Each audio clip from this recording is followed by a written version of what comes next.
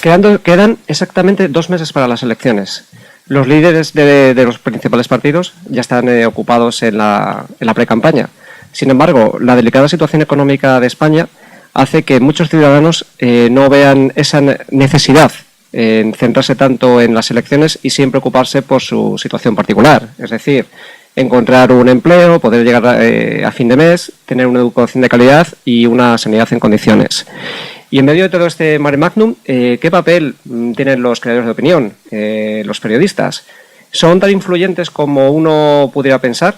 Pues para hablar de estas cuestiones tenemos hoy en nuestros estudios a David Felipe Arranz, periodista y filólogo, también profesor en la Universidad de Getafe, y Álvaro Lodares, escritor, periodista, economista y bueno, pues además recientemente que ha escrito un libro, Escritos Liberales, de Unidad Editorial, y que bueno, pues también lo pueden encontrar en muchas librerías.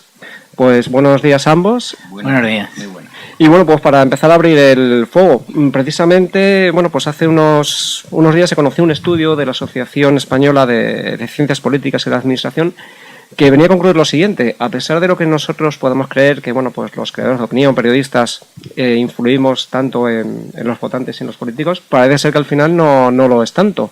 Entonces, al final, ¿por qué tanto revuelo, tantas tertulias que podemos ver en los medios, tanta difusión que se le da a los columnistas en los medios de comunicación, cuando al final parece ser que la influencia que podemos tener a la hora de que un ciudadano deposite el voto es mucho menor de la que creemos? Yo creo que, primero, la encuesta, el estudio, lo hace la Asociación Española de Ciencias Políticas y de la Administración, que preside un catedrático de Ciencias Políticas, la Complutense, que se llama Juan Luis Paniagua. Él debería de saber mejor que nadie que sí que se influye, y además no solamente sí que se influye, sino que toda la teoría de la comunicación está montada en torno a los estudios de la influencia. Obviamente, el trabajo fundamental, que es The People's Choice, que hizo Lazarsfeld en el año 48, dice que no es que influyan directamente, sino que los medios de comunicación y las campañas políticas a través de los medios de comunicación refuerzan ya una intención de voto, pero lo que hacen es darle una vuelta de tuerca y asegurar que ese voto va para ese candidato. Entonces, ¿que influyen? Sí. ¿Que la encuesta que han realizado la asociación estará en lo cierto? Pues eso ya es dependiendo de lo que uno opine, ¿no? Yo no tengo ninguna duda que efectivamente el mundo del periodismo influye, pero yo diría que menos de lo que les gustaría a algunos periodistas, ¿no? Porque yo creo que al final la gente sí puede al final, pero yo creo que al final se deciden por su día a día la gente, no ya por lo que le cuente un determinado periodista, ¿no? Es decir, la gente al final ve cómo le va en su vida diaria, cómo le va en su hacienda, por así decirlo, en el bolsillo, y al final vota por eso. Es decir, un periodista, pues sí, puede dar una determinada opinión que a un tanto por ciento determinado puede llevar a volcarse en una determinada intención de voto, pero yo creo que la gente se decide por sí misma más que por lo que pueda escuchar en una determinada tertulia o a un determinado periodista. Luego, por otro lado, somos nosotros los que establecemos lo que llaman la agenda setting. Nosotros decidimos qué temas se va a debatir en la sociedad. Si sustraemos del flujo informativo una serie de noticias que al periodista no le interesa, pero sí le interesa al ciudadano, obviamente también ahí habría una manera de influir, ¿no? Si no está en la actualidad, si no está en el decurso y en el tráfago de las noticias del día a día, no existe. Por lo tanto, qué mejor manera de influir que decidiendo en un comité de redacción lo que va y no va en la portada. Luego también, en relación con este estudio, también se hablaba de esa dicotomía entre esa supuesta, digamos, amistad que hay entre periodistas y políticos, pero luego al mismo tiempo ese miedo que tiene el político sobre lo que se escribe en un determinado medio, sobre lo que se habla. Al final esto no lo veis como un paripé, realmente, que es un papel que tiene que desarrollar cada uno. Bueno, Si quiere, Álvaro. Yo creo que en la relación entre el mundo de la política y el mundo del periodismo debe ser de desconfianza mutua. Y cuando un periodista se acerca demasiado al poder o el poder se acerca demasiado al mundo del periodismo, malo. Yo creo que la independencia, o más que la independencia, la honradez, ¿no? Porque ya esto de la independencia no debe cundir y en ese aspecto reitero que esos dos mundos deben vivir en una desconfianza mutua, ¿no? No muchas veces ocurre, pero en todo caso yo estoy en esa teoría, estoy en aquella frase de Jefferson que decía que yo prefiero unos periódicos sin gobierno que un gobierno sin periódicos.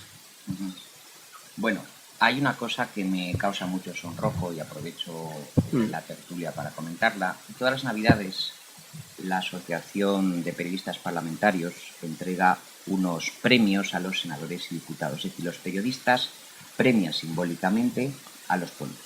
A mí esto me da vergüenza. Yo he escrito ya sobre ello. La autonomía de la prensa con respecto al poder político, esto debería ser una máxima inviolable.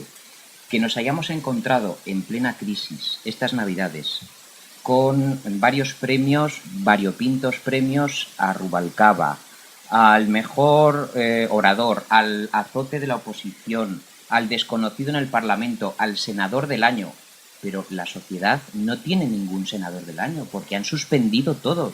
Es decir, este compadreo de risa y pasatiempo que hacen todas las Navidades, donde incluso terminan cantando a dúo canciones, como por ejemplo Nos necesitamos, entre el redactor jefe de política de la agencia EFE y el secretario de Estado para la Unión Europea, me parece bochornoso.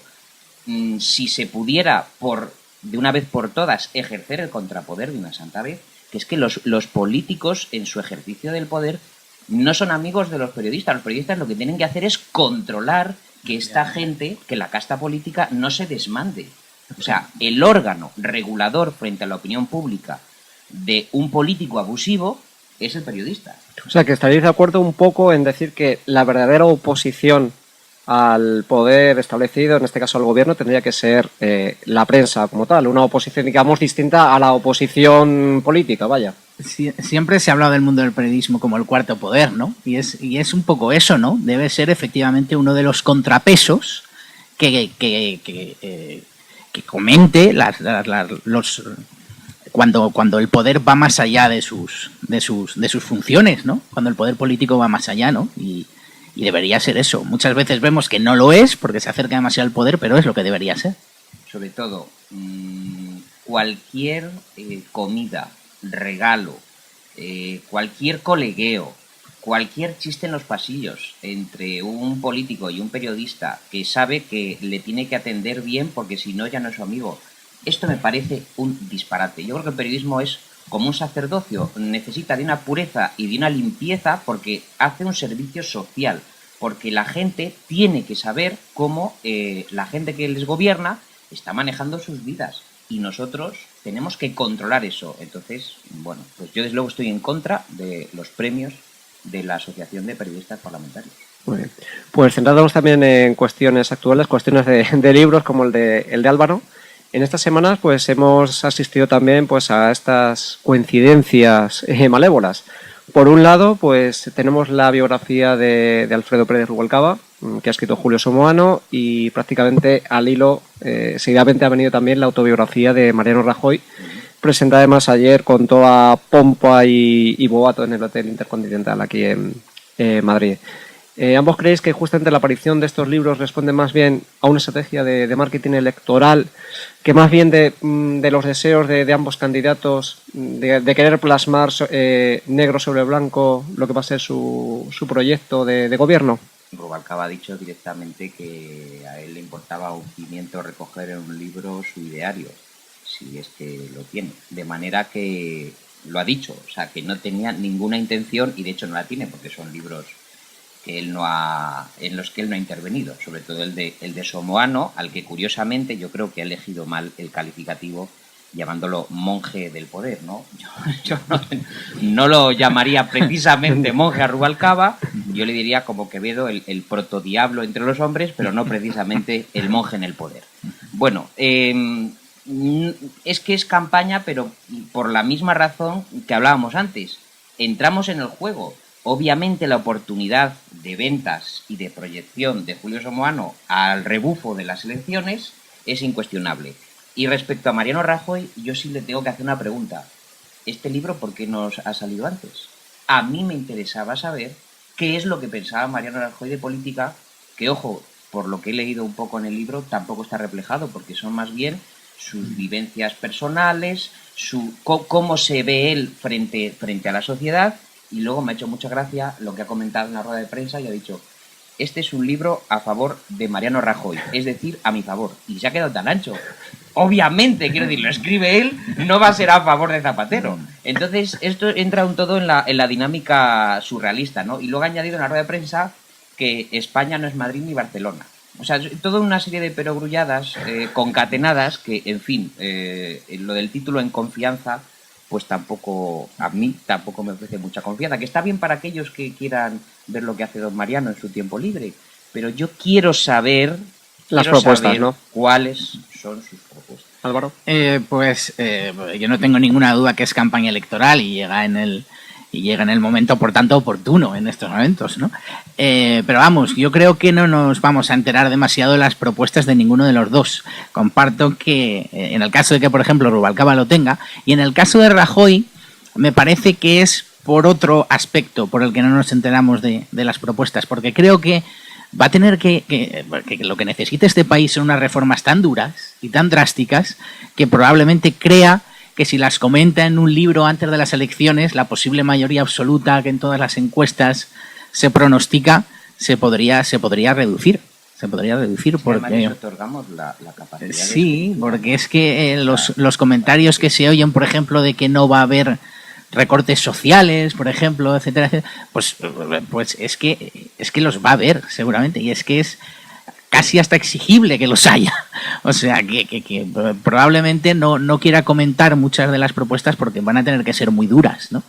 Pero efectivamente, es un libro, el de Rajoy es un libro amable, yo lo he leído, y es un libro, sí, de vivencias personales y que entra poco en el meollo de las cuestiones políticas. Yo solo diría a este monje en el poder, según Somoano, que, como decía Canalejas, la agilidad es una excelente condición para subirse a los árboles y medrar y trepar, pero no para gobernar a los pueblos. No nos vendría mal que se bajara los pantalones, se quitara la camisa y a tumba abierta y desnudo nos comentara qué es lo que piensa, cuáles son sus valores éticos, qué piensa de la sociedad española y cómo va a poder arbitrar, si es que va a poder, una serie de soluciones. Es que bueno, yo creo que Rubalcaba ya no tiene secretos, ¿no? Porque yo creo, si vemos alguno de los asuntos más turbios de la historia democrática española, detrás está Rubalcaba. Es decir, en la historia de los gobiernos del PSOE, en las tramas más corruptas y de guerra sucia, el nombre que siempre está ahí es Rubalcaba. Ahora, ¿qué podemos esperar y pensar de una sociedad como la nuestra? Que un personaje con un currículum ennegrecido desde el caso Gal al caso Faisán, cubierto de carbonilla hasta el tuétano, resulta que se postula, o sea, que existe la remota posibilidad de que llegue a ser presidente de un gobierno de un país. Es decir, a mí hay cosas que me producen auténtico desquiciamiento, pero es que la gente no se escandaliza. O sea, la gente llegará y votará. Y aquí no pasa nada y no ocurre nada porque desde el Ministerio del Interior se haga una llamada a los tesoreros de ETA para que salgan corriendo. Me parece surrealista. Efectivamente, en otro país, en Rubalcaba estaría como poco desacreditado absolutamente para el mundo de la política. Pues eso como poco. Ahí lo tienes de candidato. Sí. Claro, sí, que el otro, el que se va... En fin, sí. ¿Para qué hablas? Pues precisamente, hablando del que se va, que bueno, que todavía no se ha ido, ahí sí, aunque sea a título... Yo creo que hace mucho ya que se ha ido. A título figurativo, por lo menos está de cuerpo, ¿no? De alma, yo creo que hace tiempo ya se marchó. Económicamente, vamos, han dejado se ha quedado el país, pues, prácticamente en la ruina. Estamos hablando de, bueno, pues, oficialmente cercanos a los 5 millones de parados, y es que no se supera, pues también sabemos un poco cómo se maneja el tema de las estadísticas, ¿no? del INEM. Ahora estamos asistiendo también a otra gran polémica, el famoso impuesto de patrimonio. Por un lado, Rubalcaba, que parece ser que además es el que hace las propuestas y luego el gobierno las coge, no es al revés, ¿no? Del gobierno se hace. Dice que bueno, que esto va a ser un impuesto para castigar a los ricos. Por otro lado, el Partido Popular dice que al final siempre estos impuestos que pone el PSOE no van a recaer sobre los ricos, sino que va a recaer sobre la clase trabajadora, las clases medias. En definitiva, ¿por qué siempre es este empeño, sobre todo el Partido Socialista, en querer castigar a los ricos, además con el término ricos peyorativo, cuando muchos de estos ricos realmente han hecho su fortuna trabajando honradamente? Bueno, estos de los malvados ricos es una estrategia política, sobre todo por parte de la izquierda, muy común, ¿no? Pero vamos, no hay que ser, bueno, yo soy economista, pero tampoco hay que ser un economista muy destacado para saber lo que ocurre cuando uno ataca al capital, ¿no? Que el capital, pues probablemente se pueda ir cuando es atacado, y ya es solo lo que nos faltaba, ¿no? Que se nos fuera de aquí la gente con capital importante, ¿no? Lo del impuesto de patrimonio que lo van a pagar los ricos es una cosa absolutamente desquiciable, ¿no? Porque aquí, y hay que decirlo claramente, aquí paga impuestos el que no tiene más remedio, el que tiene posibilidad de no pagarlos, no los paga, primero.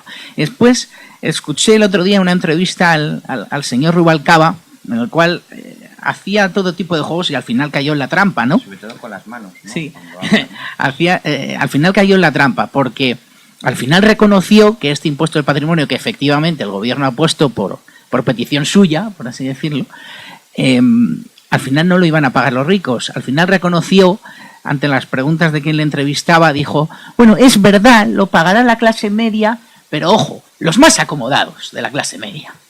Es decir, ya hay un reconocimiento de que parece que por el camino que iban de que paguen los ricos, eso no se va a cumplir.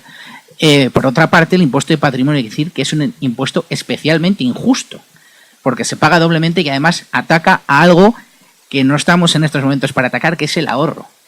Precisamente si se va a salir de esta crisis, porque no hay crisis que 100 años dure ni cuerpo que lo resista, va a ser no precisamente por el ahorro de las administraciones públicas, sino por el ahorro de la gente y del sector privado. Y si una economía abierta se caracteriza por algo, no es como, en mi opinión, equivocadamente se dice por parte de muchos, por el consumo. Eso caracteriza a las economías de países subdesarrollados, el consumo, sino una economía abierta se caracteriza por el ahorro, precisamente. En primer lugar, hacen una nueva muestra de improvisación, de un pasito adelante, otro para atrás. Lo quitaron, el impuesto, ahora lo ponen otra vez. ¿Por qué? Porque Obama ha empezado a arremeter en su discurso político contra los ricos. Entonces lo hace Obama, porque es que perdemos de vista una cosa. Nuestros políticos, que no tienen ni idea de política ni de gestión financiera, que son unos ignorantes tremendos, van siempre a rebufo de lo que se hace en Europa, de lo que dicta Trichet, de lo que hace Angela Merkel, de lo que dice Obama. Eso en primer lugar. Segundo, este no es el impuesto de las grandes fortunas, no nos equivoquemos. Hay una utilización del lenguaje muy manipuladora. El impuesto a las grandes fortunas, el impuesto a la SICAF, el impuesto a los grandísimos patrimonios y a entrar a saco a los paraísos fiscales, donde unas poquísimas fortunas podrían abastecer, fortunas en dinero negro, podrían abastecer a todos los españoles de una tacada, ahí no se va a intervenir. Es decir, se sigue protegiendo a los paraísos ilegales y las cuentas que están más oscuras de todo. Y efectivamente, hasta 700.000 euros. Bueno, pues es que eso no son las grandísimas fortunas. Evidentemente. Donde tendría que entrar el Ministerio de Economía y Hacienda. Y luego hay otra cosa que decir con respecto a eso de que no atacan lo de los paraísos fiscales. Yo creo que hay una manera, y esto cuando lo decimos algunos, nos salen con la cantinela de que defendemos los paraísos fiscales. Y no es verdad. Pero hay que decir una cosa, que a lo mejor los paraísos fiscales existen porque también existen los infiernos fiscales. Y a lo mejor lo que deberíamos preguntarnos es si dejando más dinero en el bolsillo de la gente, que se lo suele gastar mejor la gente su dinero que el burócrata de turno, no haríamos un favor hacia la desaparición de los paraísos fiscales. A lo mejor si aquí reducimos impuestos, reducimos gasto, dejamos más dinero a la gente para que se lo gaste o lo ahorre o que haga lo que crea oportuno, a lo mejor ese es el camino para acabar con los paraísos fiscales. ¿Algo que añadir?